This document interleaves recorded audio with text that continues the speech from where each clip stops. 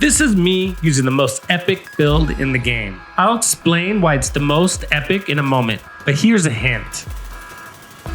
Have you noticed that the difference between 1 and 2 million armor in this game is mere milliseconds of added survivability? Yet, the enemy is rolling around with armor numbers in the 20 millions, and they hit harder than you do too, which is why you can't just go around fighting in the open. But if you pay close attention to this dogfight, you'll notice I'm not actually wearing much armor at all, yet I'm able to take the full force of this mob without a shield and hardly take much damage at all. That's because on a scale of 1 to 10, this build is rated epic. Whether you solo heroic, legendary, or group up, this build is consistently the best. I'm not only going to provide you the blueprint on how to make it, I'm also going to show you how to bring more survivability to all of your builds. And we're starting right now. We're going to kick it off with this amazing high armor, high damage, run and gun SMG build. Then we will swap things in and out to improve the survivability of the build. In the end, you will have 4 build templates, including the most epic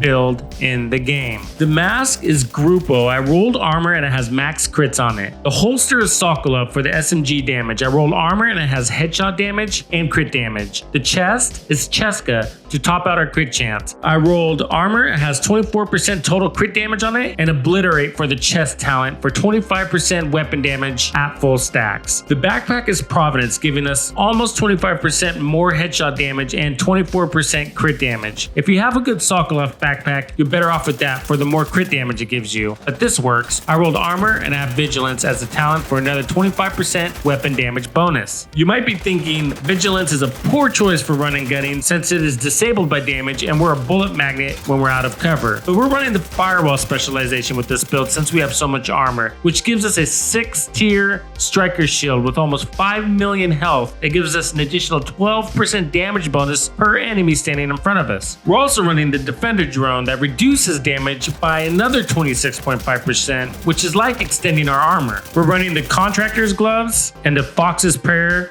named knee pads. The Cold Relations is amazing for run and gun builds because it gives you 80% crit damage and you realize that damage immediately. So with the 80% crit damage from the Cold Relations, we have 246% total crit damage. That's a lot. And 104% headshot damage on top of the 50% weapon damage bonuses from the backpack and chest talents. And we're just shy of 1.9 million total armor. Rounding with the shield, the enemy has to chew through 7 million armor to bring us down.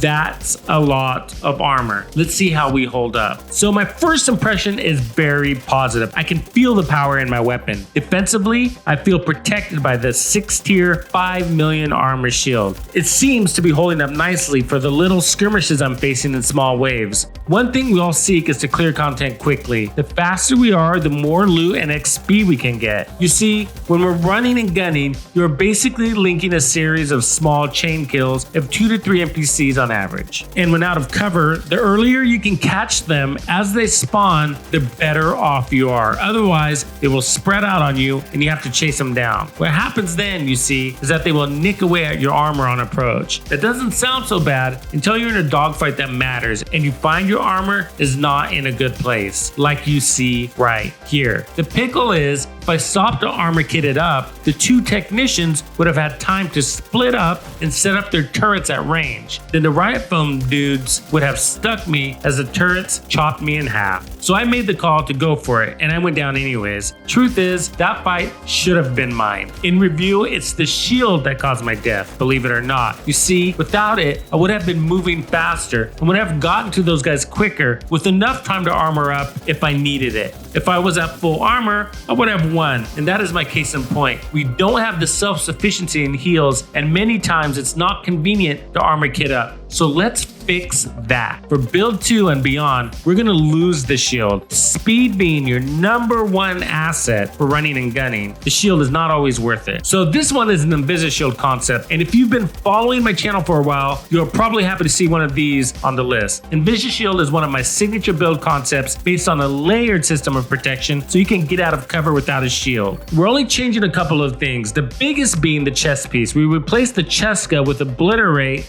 for the exotic chest piece, Ridgeway's Pride. It's got max crits on it with the talent Bleeding Edge that gives us up to 48% armor regen based on the number of enemies bleeding in range. We also put Sokolov on the backpack with Adrenaline Rush. Adrenaline Rush, just like the chest piece, scales to the level of threat around us. So basically, the greater the threat, the stronger we become. Lastly, we're now running the Survivalist specialization for the Mender's Seeker Mine. And we have the Fixture Drone. These will provide us heals on top of the regen, so we will always be regenerating armor. Everything else being the same, surprisingly, we actually have more crit damage than the last build. We are now at 261% crit damage, and the last one was at 246% crit damage. This build is going to hit very hard. Keep in mind we swapped Obliterate and Vigilance for the regen and bonus armor, but we dropped our armor from 1.8 million to 1.5 million to balance the damage back out. And if you've heard me say it once, you've heard me say it 1,000 times. It's not about how much armor you have, it's about how fast you recover. The thing about armor regen is that it needs a healthy amount of armor to be worth a damn. The ultimate goal for armor regen we seek is to have our armor regen as fast as we take damage. Is that possible in this game? We'll see. Hey, if you're looking to play the Division 2 in new and exciting ways, you're at the right place. Be sure to join my Discord for more, and I'd appreciate the like, comment, and subscribe if you dig what I'm putting down. I got lots more where this came from. Boy, does that add a lot to how the build plays. The confidence that comes with high armor regen is simply amazing. Since we're running and gunning and taking on mobs, we're maximizing the chest piece. And when we have all 5 NPCs bleeding, it's giving us 720,000 armor back every single second. The skills together are giving us another 50,000 heals every second. What is really magical is how Adrenaline works with this setup. This is the Invisishield concept. It's giving us 900,000 armor for 5 seconds with a 5-second cooldown. We're running around without a shield, so by the time the enemy burns through that bonus armor, which easily happens in 5 seconds, our 770,000 in self-sufficiency armor regen / heals has already topped us off. And guess what? Adrenaline Rush procs another 900,000 in bonus armor again. So all you have to do with this build is make sure you spray the crowd to get them to bleed before you start focus firing. And now that you're shield free, be sure to move like a spider monkey. This build feels really good. We have high crits and high regen. I'm noticing that when we do get low in armor, it's because we're taking on a heavier armored elite who has a longer time to kill. I think we can upgrade this build even more. Let's go to the lab.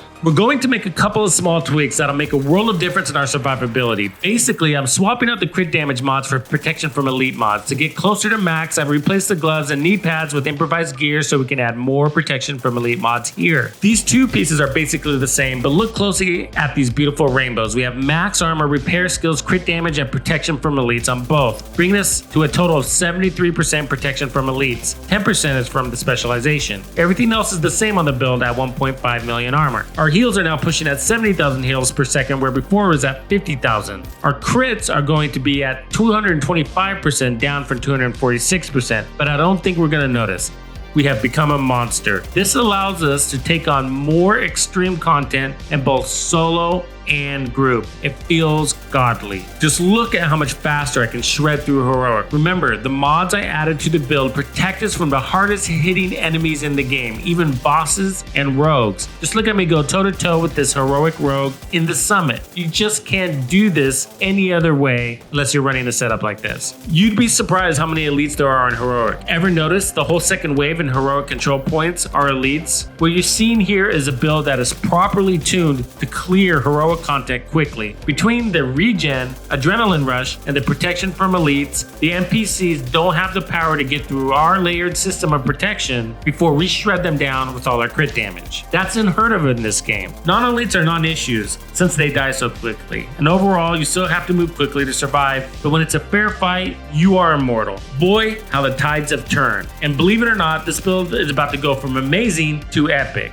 There is another important thing to survivability, and that is time to kill. Now, I'm not complaining about what we have since the crits are so high, but if I had burst damage in addition to those crits, we'd be such an efficient killer we can tack back some of that regen. That's because if you kill them fast, you take less damage along the way, but we still want to run shieldless. So this is how we're going to do that. A few simple changes. So instead of the Ridgeway's Pride, we're running Sokolov. It has max crits and intimidate for 35% amplified weapon damage. This single talent is bringing in more damage than any of the other builds had. More importantly, it is burst damage. We're running the exotic Coyote mask for the same reason. It's giving us 25% more crit damage, so that will help with the burst effect. The backpack is Grupo. It can also be Sokolov if you have that. It's a perfect rainbow and is bringing us more repair skills along with the crits and adrenaline rush. The holster is improvised because I didn't have the Sokolov I wanted. So use a Sokolov if you don't want to improvise. This is going to give us more crits and repair skills. Notice I actually dropped the armor from 1.5 to 1.1 million. Remember, armor means jack in this game. And now we don't need as much since we're not running all that armor regen. We only need enough to take a punch and to power adrenaline rush. Our protection from elites is dampening the pain and the burst damage will do the rest. We're also running more repair skills than before. But most importantly, we now have that 35% amplified damage on top of 250% crit damage. If you haven't realized by now, the cold relations is a game changer on these type of builds. The weapon talent gives us so much damage, we have the room to bring in things like protection from elites and repair skills. And now we are as much an efficient killer as an all red build. But we have more survivability than most tank shield builds. Those are godly stats, banditos. But more importantly, the build plays out epically. This hands down is my favorite build in the game for any content. Heroic, legendary, even raid, solo or group. Banditos,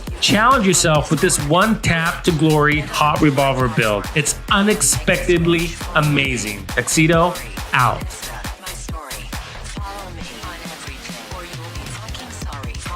On everything. Follow me.